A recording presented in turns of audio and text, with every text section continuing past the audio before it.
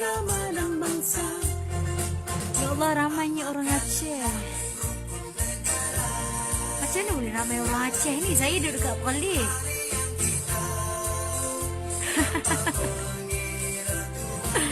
Okay, sebab ramai sangat orang Aceh, saya main lagu bergek Buih Hati. Buih Hati. Hai, Aceh Darussalam hadir. Okay, jangan lupa like saya punya Facebook. Saya orang Aceh ni, Aceh Kedah.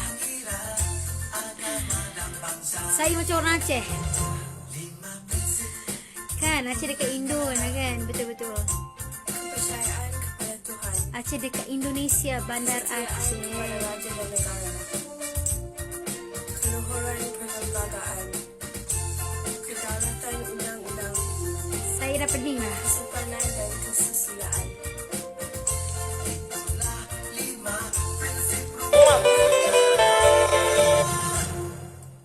Dengar Press FM menerusi myclick.rtm.gov.my. Mudah je.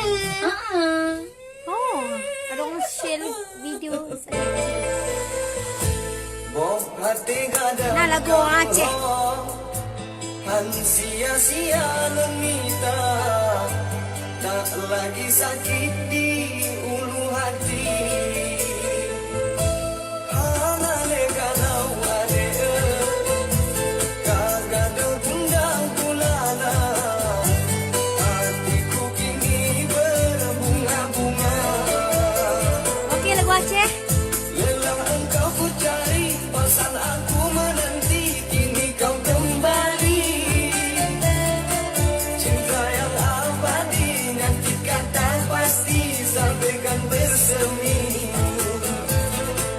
Belena dalam hati, yang kali terjadi, belum pulang le.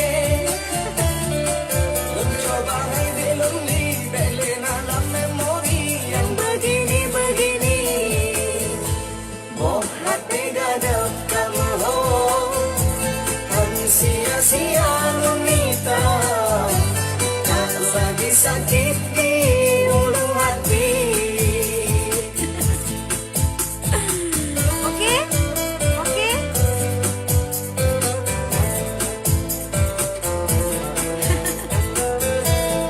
Mantap. Apa tu? Keren, keren. Keren banget.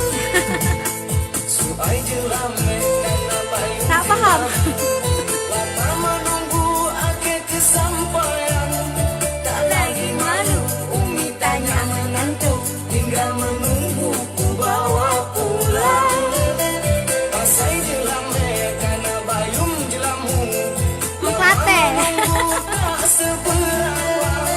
Tak lagi malu, Umi tanya menantu, tinggal menunggu habis makan. Bolehkah tenang Sini dah Zohor dah. tinggal dalam kedok sampai urang. Hati gadap kamu ho, han sia-sia meminta, tak lagi sakit di ulu hati.